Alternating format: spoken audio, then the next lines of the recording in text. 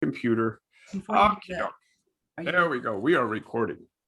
So we started in Acts chapter 18, and this is a very important moment because Paul arrives in the city of Corinth. And what is interesting is that the historian Luke gives us a great deal of information about his stay in Corinth. And you can see it on the tape from last week. But Paul leaves Athens and then he heads south to Corinth. And if you can see if you can see Greece, you've got a section, you have a northern section, and then there's this little isthmus, and then the southern sort of this peninsula with the three fingers that stick into the Mediterranean Sea. So Corinth is right on the isthmus. So he moves south from Athens to Corinth on this isthmus. And Corinth is a very popular, very important Roman colony that has been rebuilt. It sits in this isthmus, so it doesn't have one seaport, it has two seaports, one on the east side of the isthmus and one on the west side of the isthmus.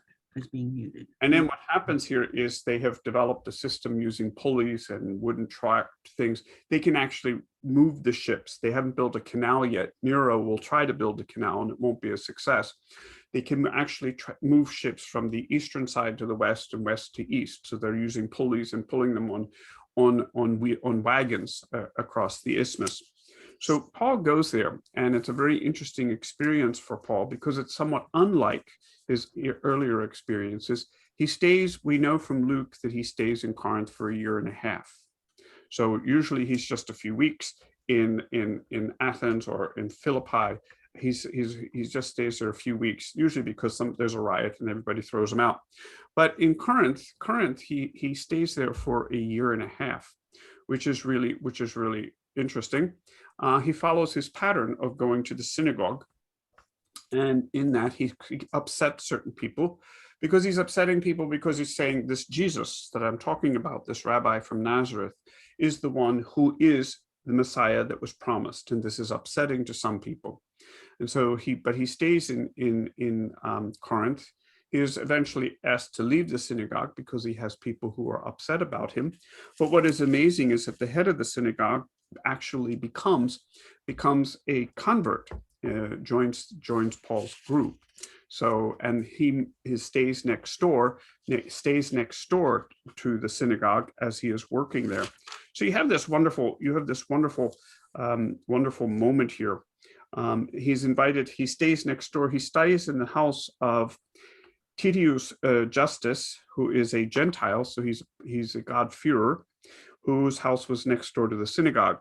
And Crispus, the president of the synagogue, believed in the Lord together with his entire household, and many of the Corinthians who heard about it were believed and were baptized. So here we are. This is a very interesting experience for Paul. He's there for a year and a half. And the other reason he stays there for a while is he meets two individuals who are in the same trade as he is. He has a trade. He is a tent maker. And his friends are Aquila and Priscilla. And they are exiles from Rome because Claudius asked all the Jews to leave Rome after several riots over an individual named Chrestus. It sounds very much like Christ, and we all think this might have been a reference to Christ, since talking of Christ provoked riots among Jewish believers. It is possible that happened in Rome, even though Paul was not there yet, and so the Jews were expelled. And so Claudius, Aquila, and Priscilla head to Corinth. When Claudius dies and Nero comes to the throne, that will be rescinded and they can return. They can head back. So here we are. This is wonderful. We know that, yes, it's rescinded, but Nero invites them back. So we have this wonderful moment all spelled out here. Paul has a vision to stay in Corinth. And so it was this comforting moment. We get the help we need in the moment we need it. So there we are. This is the story of the opening part of chapter 18. Now to verse 12. Very interesting. Now, while Gallio was proconsul of Achaia, the Jews attacked Paul together and brought him before the judgment seat. That's the bema. It's a platform with a chair on it, and that's where you hear cases, saying, "This man is persuading people to worship God in a way contrary to the law." But just as Paul was about to speak, Gallio said to the Jews, "If it were a matter of some crime or serious piece of villainy, I would have been justified in accepting the complaint of you Jews. But since it concerns points of a disagreement about words and names and your own laws, settle it yourselves. I will not be a judge of these things." So then he had them forced away from the judgment seat. So they all seized Sosthenes, the president of the synagogue, and began to beat him in front of the judgment seat. Yet none of these things were of any concern to Gallio. All right. So why is this important? Why is this important? Well, people of God, we know exactly who this individual Gallio is. He is the younger brother of the philosopher Seneca. And we know that he is in this area as proconsul at the end of the year 51 AD and the beginning of 52 AD. So this is an important moment for us who are historians who like dates, names, dates, and places. This tells us we know exactly when this happens. He's only there for a year because he becomes sick and he resigns. But we know who he is because he's the younger brother of a philosopher that we know a lot about, Seneca. So he's an important individual.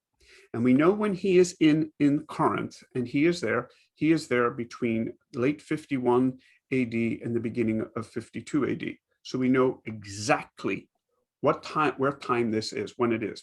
We know this because of an archaeological dig near Delphi, which is northwest of Corinth. And they found inscriptions, and there was this inscription that cataloged that Gallio was proconsul in Achaia, and he was there 51, and they wouldn't say 51 AD, 52 AD, they would say during the reign of, and they would say during the reign of, and then they would name the emperor in which year of his reign. So they now know that's how they do the calculations. They didn't keep the Gregorian calendar, because that didn't come about till about 1587, I think, is when we finally got the Gregorian calendar. They used their calendar, and usually the calendar is set also by the reign of the emperor in the 4th year of the reign of, in the 7th year. That's how you marked time. So they found this inscription. They knew who Gallio is, and we know exactly where he is in terms of where Paul is. So 51 AD, Paul is in Corinth, and he's been there for some time because he's going to leave. He's going to leave very shortly. So he's there from 49, 50 to 51, so a year and a half. So somewhere in there between 50 and 51 AD, he is in Corinth. All right. So that's an important moment, and it's sort of this wonderful, it's like, aha, here it is. Now, the argument that is going on here is rather important. Gallio has no time for this because, as he says very bluntly, he says this has to do with this is points of disagreements about words and names in your own law. Settle it yourselves. I will not be a judge of these things. This is what happens. This is what is going to be a running issue, an ongoing issue. And the issue is the status of Christianity. And the status of Christianity is the issue here. At this time, what most people are understanding is that Christianity is a format of Judaism. Okay, that's important, because if it's a format of Judaism, Judaism is an accepted religion. The Romans were not tempted in any way, shape, or form to force their religion upon the Jewish people. Their long experience with them had taught them, stay away from these issues. You will kick a hornet's nest. So just don't go there. And so they accepted Judaism as an established religion. And so they never tried to enforce or push their religion on them. It becomes very important because eventually, as the emperors are seen as gods. If you were a Roman citizen, you prayed to your emperor, okay? Because the emperor is a god, you prayed to the emperor. But they allowed Judaism to continue the tradition of praying for the emperor, but excused them from praying to the emperor. So that's an important moment. as Romans have more and more experience, and as Judaism becomes more and more upset with the followers of Jesus, who the followers are saying that he is the Messiah, they begin to understand that Christianity is not a format of Judaism, but is completely different. And so this is where then all of a sudden Romans wake up to the fact and realize the fact, Christianity is a different religion from Judaism. It may have started within Judaism, but it is an entirely different religion. And so this is an ongoing debate. So at this point, Christians are seen as, oh, you're Jewish, go talk about it among yourselves and leave us alone. By the time we get to the writing of the Gospel according to John, this has become a serious issue, and Christians are being picked up, arrested, because their religion is now no longer accepted. And so this is where John becomes very you can see his anti-Judaism in John. John is very anti-Jewish, Judaic. I don't want to say anti-Semitic. He's anti-Jewish, because the Jews are pointing out and saying, here's a Christian, here's a Christian, here's a Christian. These are the people, and they are now being arrested. So somewhere between 50 and 80 AD, this ongoing debate of where does Christianity fit within the hierarchy of religions. Christianity at this point is seen as a format of Judaism. So Gallio is not interested in getting involved. He's already known the problems. Maybe he talked to Pilate, hey, there might have been a support team for proconsuls. You all get together, and Pilate had told everybody, don't even go there. Steer clear of that topic, because it will be difficult. We don't know, but so Gallio is very clear on this. Why don't you go and discuss this among yourselves? So I found this very, very, very interesting, simply because we see here that Paul was in Corinth 50 AD and then into 51 AD, and so we now know we can pinpoint, we can put a point there, and that's very, very important. So we have this idea. So here we are in Corinth, and Corinth has and I said that if you were a Roman, you would pray to the emperor, because the emperor was considered a god. What is very interesting is that in Corinth, there is a very large temple to the imperial family in Rome, which you can still see, today. I've never been there, but I've read in books that you can still see this.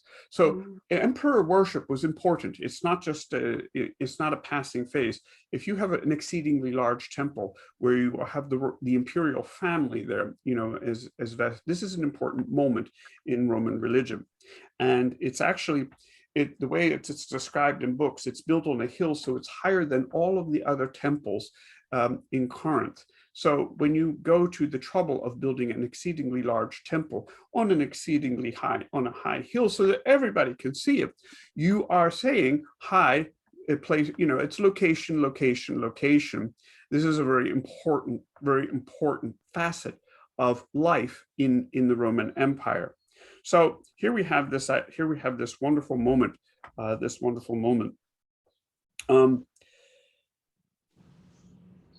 Yeah, so I just thought that was rather interesting to see how this plays itself out, and I liked the idea that I can now pinpoint a date. I can pinpoint a date to when Paul is in Corinth. So now, if we go on, just to start with verse 18, we're going to see Paul leaving. And it's very interesting how this is spelled out. Paul, after staying many more days in Corinth, said farewell to the brothers and sisters and sailed away to Syria, accompanied by Priscilla and Aquila, the tent makers. And as I said last week, this is not just for camping. You don't buy a tent to go camping. This means that you're involved, you're a tanner, you're working with leather products, and the military is a major customer. So you're making sandals, you're making all sorts of clothing, as well as tents. So this is a very important business. He had his hair cut off at Cenchrea because he had made a vow. And when they reached Ephesus, Paul left Priscilla and Aquila behind there, but he himself went into the synagogue and addressed the Jews. When they asked him to stay longer, he would not consent, but said farewell to them and added, I will come back to you again if God wills. Then he set sail from Ephesus, and when he arrived at Caesarea, he went up and greeted the church and then went down to Antioch. So you have in your Bible, he went up.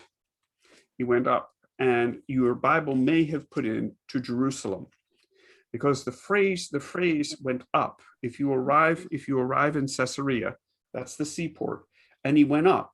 There's only one place you go up, and that's to Jerusalem, because of Jerusalem is a mile in a higher altitude, 1 mile higher in altitude. So when you say you go up, you let us go up to Jerusalem. That is that you are literally going up, and when you're coming out of Jerusalem, you're saying we're going down. So what does it say? And then we went down to Antioch. So that's very important. Jerusalem is on a high mountain range. So we went up. And so biblical interpreters know exactly what that says. He went to Jerusalem. When he had finished there, paid his respects, then he goes down to Antioch. And after he spent some time there, Paul left and went through the region of Galatia and Phrygia, strengthening all the disciples. So Paul has now had quite a great deal of experience now in missionary work. This is ending the second missionary journey. He has been in Athens, where he preached, and the sermon didn't go over very well.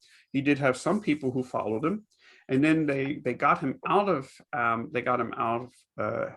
it was in Berea, was after Philippi. They moved him down. He then went from Athens to Corinth on the Isthmus, was there for a year and a half. He had a great deal of success there. He was exonerated from any charges because Gallio would not hear them. And then he basically heads on, and then he heads off to Ephesus. He drops off Priscilla and Aquila, and they say, would you stay with us? He says, not right now, but I'll get back to you. And then he heads to Caesarea. He goes up to Jerusalem, talks to the saints there, heads to Antioch. And so here we have this, and then he goes back to Galatia and Phrygia. He's going back to where he was in his first missionary journey. So here's Paul doing missionary work. And he says he's strengthening all the disciples. So I found this exceedingly intriguing, just this small passage. Simply because I now have a place where I can put the pin. I know exactly when Paul is in Corinth. We know that from the research that has been done from archaeology. We know when he's there, and we see his success. We see his success in doing things. He has a great deal of luck in Corinth, a great deal of success. Titius Justus, who is a worshiping Gentile in a synagogue, is very impressed and invites Paul in after he's thrown out of the synagogue. But this is the origin of the phrase "in your face," because his house is right next to the synagogue, so everybody knew that's where Paul was staying. And then Crispus, who is the president of the synagogue's governing body, becomes a Christian as well. So I like this passage. So I'm going to stop recording. Let's chit chat for a while. How's that? Okay.